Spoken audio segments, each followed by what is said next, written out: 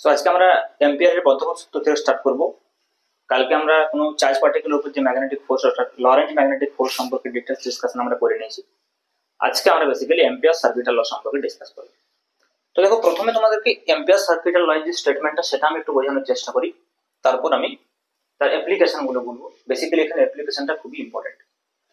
তার আগে তোমাদেরকে বলি, তোমরা যদি চ্যানেলে নতুন হয়ে থাকো তাহলে অবশ্যই চ্যানেলটা সাবস্ক্রাইব করে দিও, কারণ নতুন নতুন ভিডিও প্রতিদিনই আসছে। তোমাদের ক্লাস 12 এর পুরো সিলেবাসটা আমি রিভিশন করে দেওয়ার চেষ্টা করব, এবং ক্লাস 11 এরও আমি যতটা সম্ভব রিভিশন করার চেষ্টা করব। হয়তো 11টা সম্পূর্ণ হয়ে উঠবে না, তাও আমি চেষ্টা করব শেষ পর্যন্ত সেকেন্ড সেমিস্টারের পুরো সিলেবাসটাকে কমপ্লিট করার। কিন্তু 12টা একদম হবেই।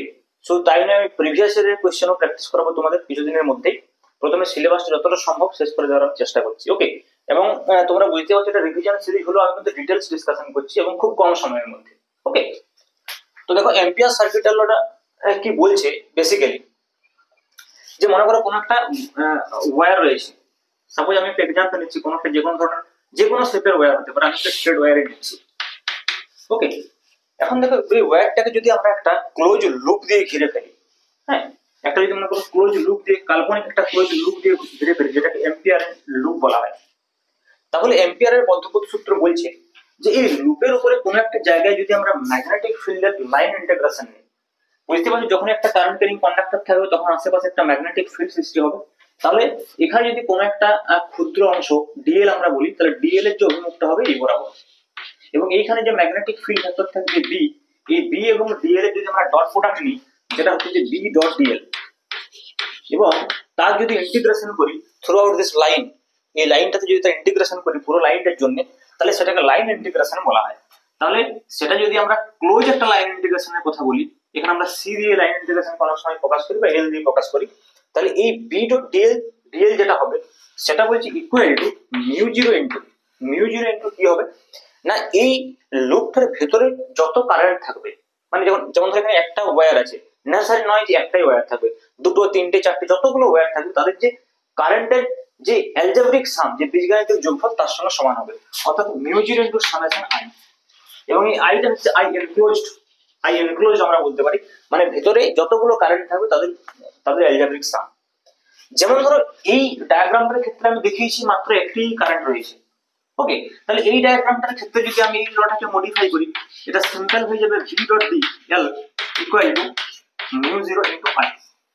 কিন্তু মনে করো যদি এমন হতো এখানে আরো দুটো তিনটে ওয়্যার যদি থাকে, মনে করো সবাই এখানে আরো একটা ওয়্যার আছে এর ভেতরে, হ্যাঁ, তাহলে এই যে যদি আমরা I1 বলি, এটা মনে করো আমরা I2 বললাম, এটা মনে করো ডাইরেকশন এইদিকে আমি I3 বললাম, ওকে? তাহলে দেখো এখানে তিনটে কারেন্ট রয়েছে, তাহলে সেক্ষেত্রে এই এক্সপ্রেশনটা কি হবে? এই এক্সপ্রেশনটা হয়ে যাবে integration V dot dl equal to mu zero into এই তিনটে কারেন্টের অ্যালজেব্রিক সাম। তাহলে দেখো I2 এবং I1 কে যদি আমরা পজিটিভ বলি, তাহলে I3 অপোজিট আছে নেগেটিভ, তার মানে অবশ্যই I1 plus I2 minus I3। এখন দেখো এখানে আরেকটা বিষয় বোঝার আছে যে তোমরা এই পজিটিভ এবং নেগেটিভ ডাইরেকশনটাকে কিভাবে চুজ করবে। তোমাদেরকে কি করতে হবে না, এই ক্ষেত্রে যে যদি আমরা অ্যান্টি ক্লকওয়াইজ ডাইরেকশনটাকে পজিটিভ ডাইরেকশন হিসেবে ভাবি, মানে আমরা এই লুপ বরাবর কি করব, এই ডান হাতের চারটা আঙুলকে এইভাবে কার্ল করব। তো যদি বুড়ো আঙুলটা, দেখো বুড়ো আঙুলটা যেই দিকে যাবে এখানে অ্যান্টি ক্লকওয়াইজ কার্ল করতে হবে। অ্যান্টি ক্লকওয়াইজ কার্ল করলে বুড়ো আঙুলটা দেখো উপরের দিকে যাচ্ছে, তখন উপরের দিকটাকে আমরা পজিটিভ ধরবো। মানে এইখানে যে বাউন্ডারিটা রয়েছে, যে লাইনটা রয়েছে, এই লাইন বরাবর সেটা আমরা অ্যান্টি ক্লকওয়াইজ ভাববো। অ্যান্টি ক্লকওয়াইজ যদি আঙুলগুলোকে কার্ল করি, তাহলে বুড়ো আঙুলটা যেতে যাবে পজিটিভ ডাইরেকশন। তার মানে I1 I2 রয়েছে দেখো পজিটিভ ডাইরেকশনে, কিন্তু I3 রয়েছে নেগেটিভ ডাইরেকশনে। তাহলে সেই হিসাবে দেখতে গেলে আমার কিন্তু ফর্মুলাটা এইভাবে হবে, ওকে? আশা করি তোমরা এই ফর্মুলার যে বেসিক স্টেটমেন্টটা সেটা তোমরা বুঝতে পারছো। দেখো, স্টেটমেন্টে যেভাবে তোমাদের পরীক্ষায় যদি কোশ্চেন পড়ে এইভাবে লিখলে তো হবে না, সেটাতে তোমাকে স্টেটমেন্টটাও লিখতে হবে।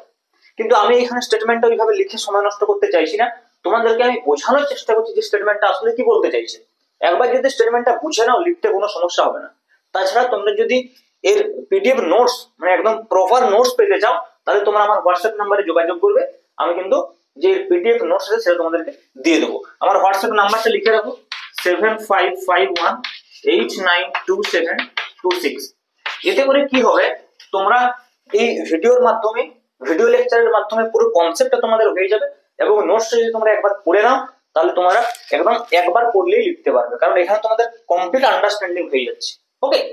তো এইভাবে তোমরা প্রিপারেশন করতে পারো, পরীক্ষার জন্য বেশি সময় নেই, কিন্তু যে সময়টা রয়েছে যদি পড়াশোনা করে এনাফ। ওকে, তো তাহলে দেখো তোমরা সেটা নিয়ে নিতে পারো আমার কাছ থেকে। নেক্সট আমরা যেটা বেসিক্যালি করবো সেটা হচ্ছে যে এই এম্পিয়ার এর বদ্ধপদ সূত্রের প্রয়োগ, অ্যাপ্লিকেশন। তোমরা যদি নোটসটা নাও, আমার দেখতে হবে আমি এটা প্রমাণও করেছি, কিন্তু আমাদের সিলেবাস এটা প্রমাণটা নেই, সেজন্য আমি এখন রিভিশন পারপাসে যখন পড়াচ্ছি তখন প্রমাণটা আমি ছেড়ে রাখলাম। আমাদের ক্ষেত্রে কি হবে, এম্পিয়ার সার্কিটাল লয়ের যে তিনটে অ্যাপ্লিকেশন আছে খুব ইম্পর্টেন্ট, একটা হচ্ছে ইনফাইনাইট ওয়্যারের ক্ষেত্রে, একটা হচ্ছে যে সলিনয়েডের, একটা হচ্ছে টরয়েডের। কিন্তু দেখো একটা কথা ভেবে দেখো, আমি যখন বায়োসাভার্টস ল পড়েছিলাম সেখানেও কিন্তু ইনফাইনাইট ওয়্যারের কথা বলিনি, সেখানে ফাইনাইট ওয়্যারের কথা বলেছিলাম। এবং ফাইনাইট ওয়্যারের জন্য যে ম্যাগনেটিক ফিল্ড হয় তার আশেপাশে তার যে ম্যাগনিটিউড বি, মনে করে দেখো μ0/4π * I/r * sin alpha plus sin beta বলেছিলাম, সেই যে ফর্মুলাটা রয়েছে সেটা ফাইনাইটের জন্য, এবং সেখানে আলফা বিটা 90 ডিগ্রি করে আমি একটা ইনফাইনাইটের ফর্মুলা বলেছিলাম μ0/4π * 2I/r। এখানে ওই ফর্মুলাটা ডাইরেক্ট আমরা প্রমাণ করবো বাই ইউজিং অ্যাম্পিয়ারস ল, যেটা কিন্তু ওইখানে আমরা ডাইরেক্ট প্রমাণ করিনি, আমরা ওই এক্সপ্রেশনটাকে ডাইরেক্ট লিখে নিয়েছিলাম, প্রমাণ করিনি। ওকে, কিন্তু এখানে দেখো এম্পিয়ার সার্কিটাল লয়ের সাহায্যে এই প্রমাণটা কিন্তু আমাদের সিলেবাসে আছে, কিন্তু বায়োসাভার্ট লয়ের থেকে ওই প্রমাণটা সিলেবাসে নেই, এটা খেয়াল রাখতে হবে। ওকে, তাহলে দেখো এম্পিয়ার সার্কিটাল লয়ের সাহায্যে আমরা যে প্রমাণগুলো করব তার মধ্যে যেটা মোস্ট ইম্পর্টেন্ট বলে আমি মনে করি সেটা হচ্ছে কি না, for infinite wire magnetic field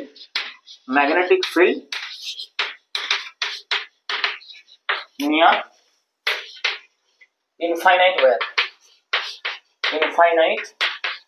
wire অবশ্যই কারেন্ট ক্যারিং কন্ডাক্টর। ওয়্যার মানে শুধু ওয়্যার থাকলে হবে না, তাতে কারেন্টও যেতে হবে। তাহলে সাপোজ এটা একটা কারেন্ট ক্যারিং কন্ডাক্টর রয়েছে, ওকে, আই আমরা বলছি এটা একটা কারেন্ট ক্যারিং কন্ডাক্টর, যার কারেন্ট হচ্ছে আই।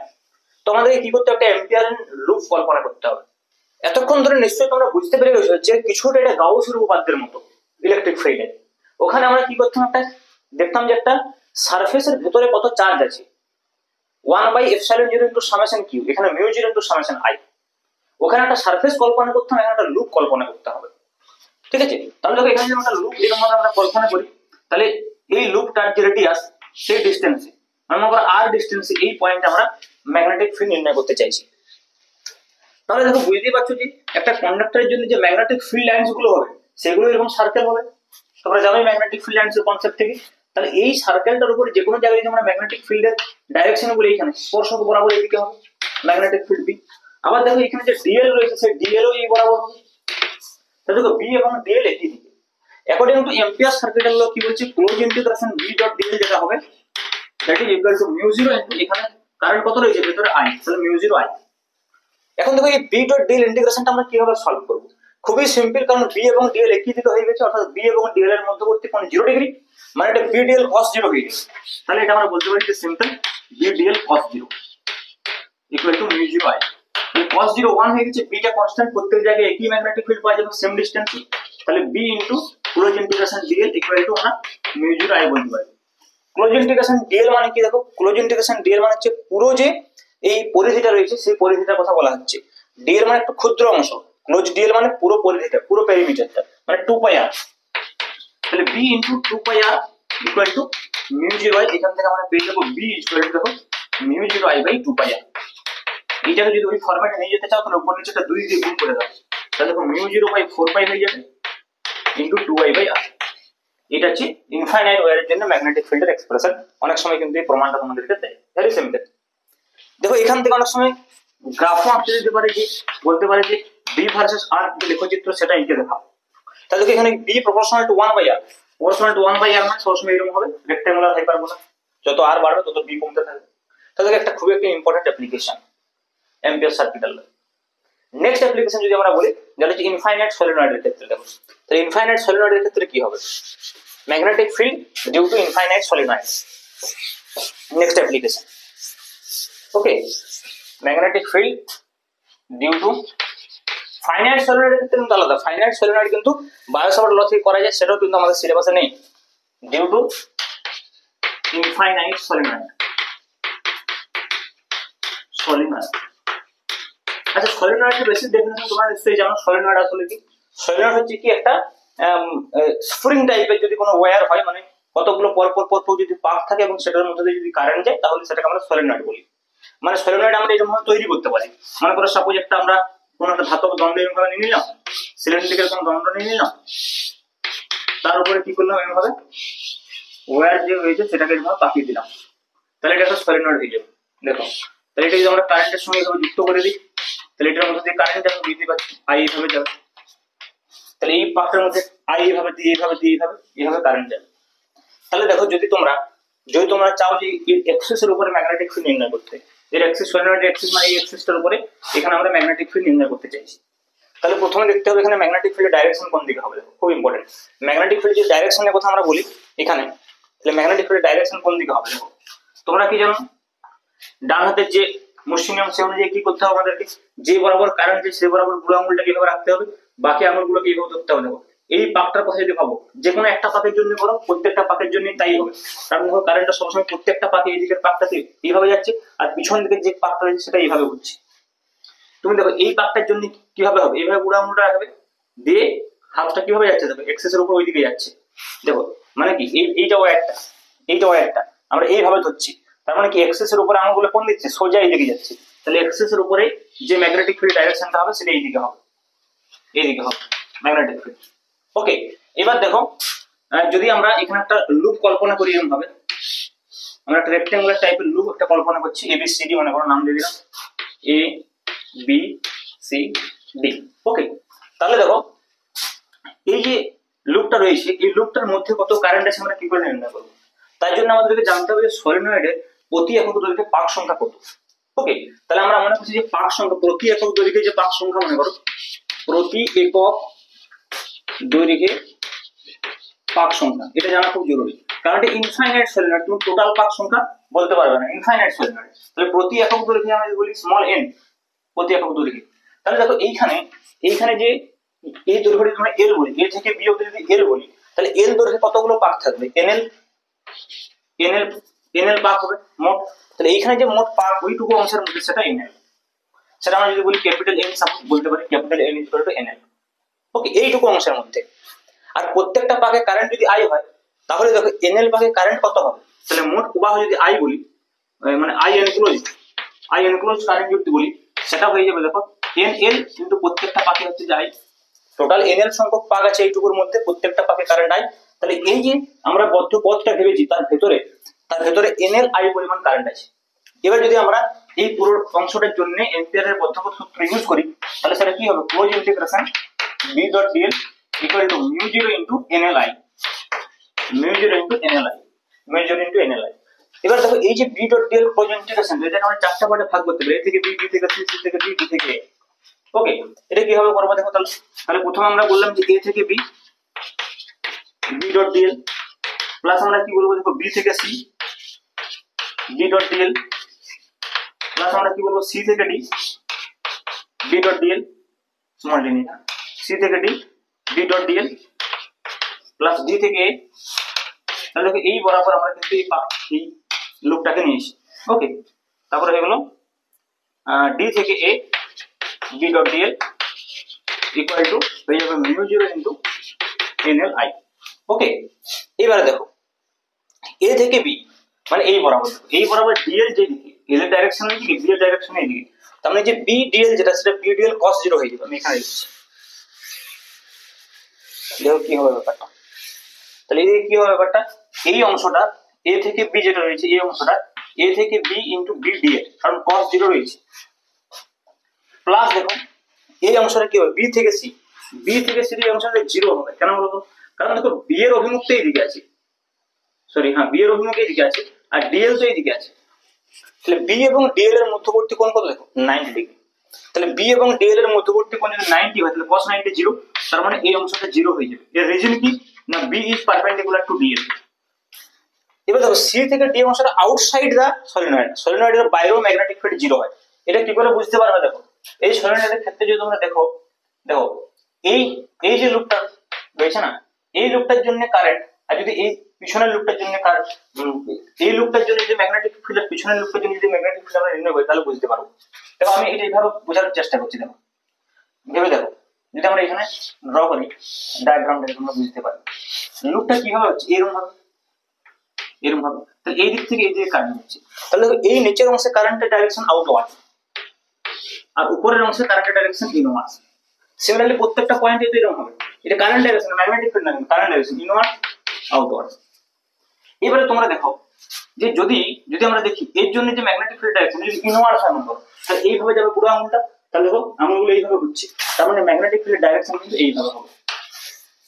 আবার এইটার ক্ষেত্রে দেখো যদি এইভাবে আমরা আঙুলগুলো ঘুরি, তাহলে ম্যাগনেটিক ফিল্ড ডাইরেকশন এইভাবে হবে, এইভাবে হবে।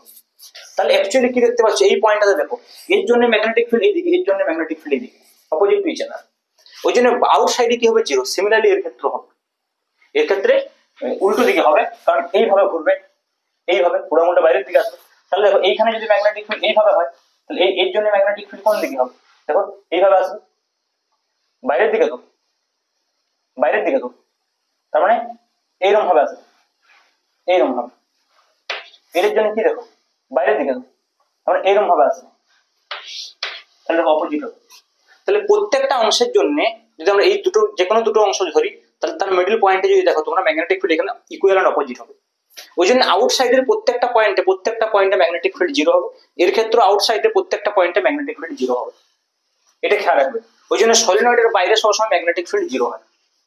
ওকে, তোমাদেরকে এখানে দুটো যে কোনো পাকের জন্য মানে দেখো এইদিকে পাকটা ঢুকছে, এদিকে বেরোচ্ছে, আমরা যখন একটা এখানে পাক তৈরি করবো, এইদিকে ঢুকবে, এইদিকে বেরোবে, তাহলে এইদিকে যখন ঢুকছে তখন এদিকে ডাউনওয়ার্ডস, এদিকে উঠছে মানে আউটওয়ার্ড। এবার তোমরা যদি এর সঙ্গে পাশের একটা সেটা কিন্তু সেম হবে, এদিকে ঢুকবে, এদিকে বেরোবে। তাহলে এই দুটো ক্রস ম্যাগনেটিক ফিল্ডে যদি তোমরা মিড পয়েন্টটা দেখো, মানে দেখো দুটো ওয়্যারে যদি একই দিকে কারেন্ট হয়, ভেরি সিম্পল, তার মাঝখানে ম্যাগনেটিক ফিল্ড জিরো হবে।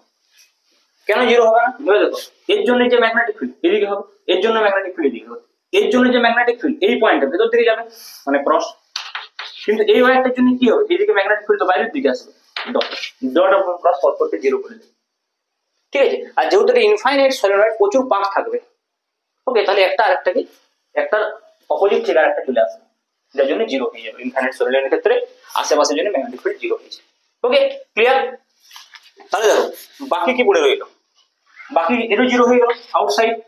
আচ্ছা, A to D, A to D, C to D, D to A. D to এর জন্য কি হবে? Same case. দেখো এই বরাবর ডিএল, এই বরাবর বি, বি আর ডিএল পরস্পর সঙ্গে 90 ডিগ্রি কোণ, তাহলে এটাও জিরো হয়ে যাবে। তাহলে দেখো এই তিনটা পোর্শনই কিন্তু জিরো হয়ে গেল। তাহলে পড়ে থাকলো শুধুমাত্র এই পোর্শনটা।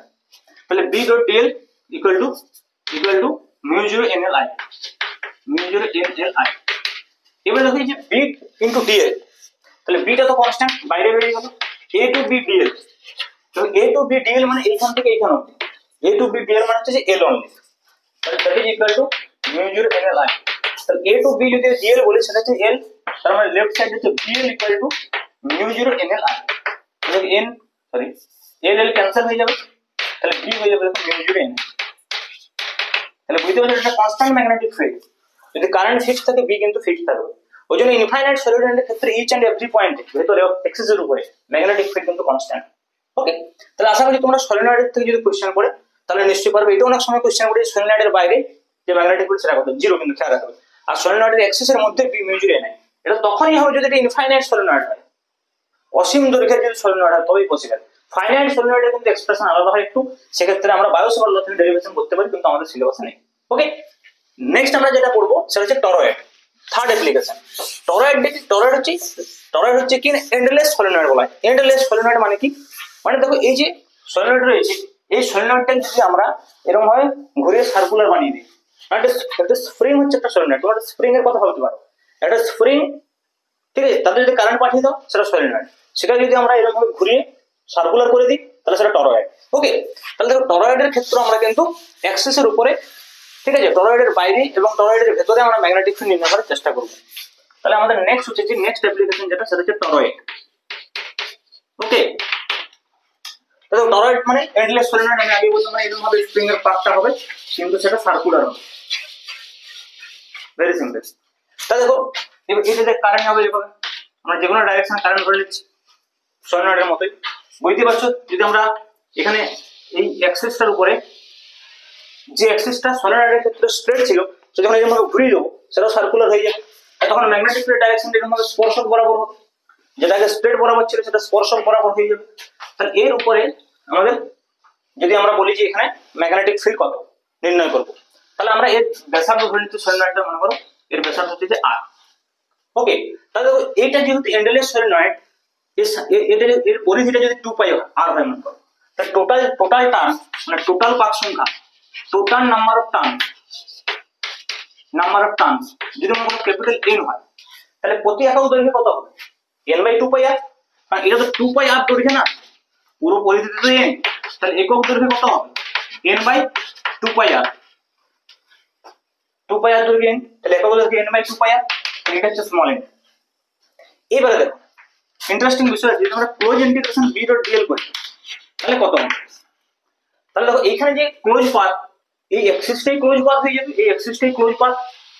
এইখানে একটা খুব ইন্টারেস্টিং বিষয় আছে, এই যে এক একটা যে লুপ রয়েছে না, স্প্রিং এর যে এক একটা লুপ রয়েছে বা টরয়েডের যে এক একটা লুপ রয়েছে, তার একটা অংশ তো ভেতরে থাকবে আর একটা অংশ বাইরে। মানে আমি এইটা বলতে চাইছি যে আমরা যদি এই ভেতরের অংশটাকে ভাবি, তাহলে ভেবে দেখো আমার তো পার্টটা এইদিকে ওইদিকে ঢুকে এইদিকে বেরিয়েছে, এরকম ভাবতে পারি। দেখো মানে বোর্ডের ওইদিকে এইভাবে ঢুকেছে, এদিকে বেরিয়েছে, এরকম ভাবে তো পার্টটা হচ্ছে।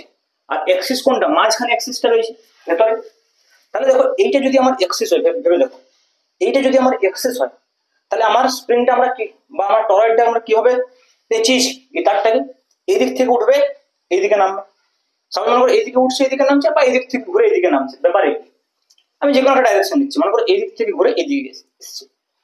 এবার দেখো সেন্টারটা তোমার এইদিকে রয়েছে, ভেবে দেখো এটা এইদিক থেকে যে ওইদিকে, তাহলে যদি আমার এইভাবে পাকটা হয় তাহলে সেন্টারটা রয়েছে এইদিকে।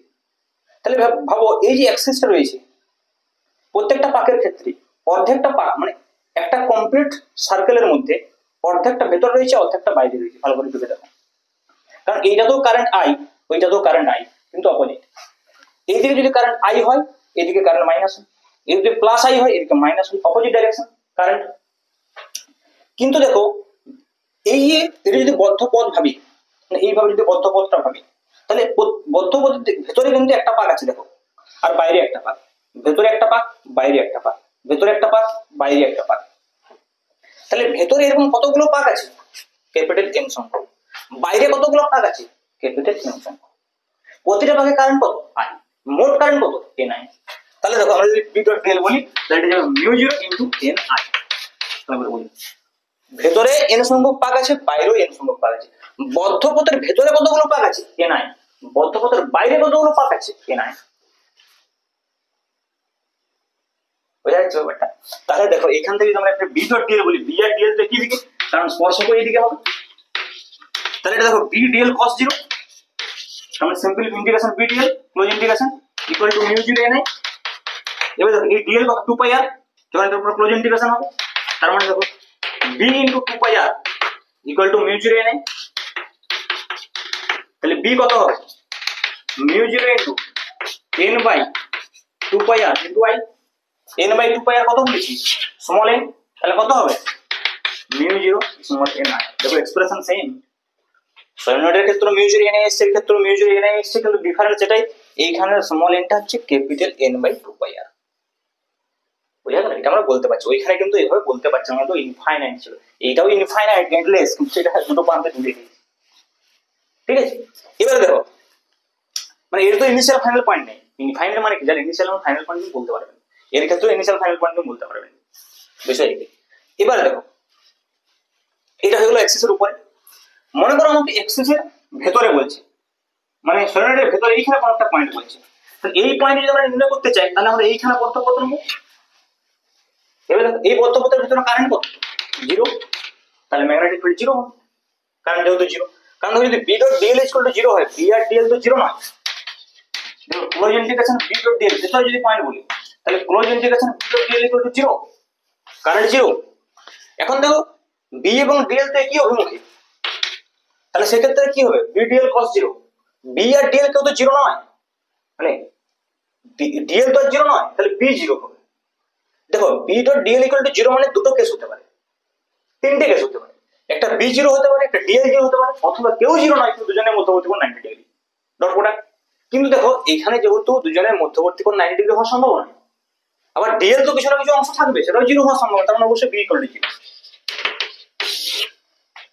তার মানে ভেতরে ম্যাগনেটিক ফিল্ড টরয়েডের 0, আচ্ছা টরয়েডের বাইরে যদি আমরা বলি, এরকম কোন একটা পয়েন্ট নেই, বাইরে এখানে কত হবে ম্যাগনেটিক ফিল্ড যদি বলি বাইরে, দেখো আমি একটু আগে বললাম যে এই এর ভিতরে কত কারেন্ট আছে।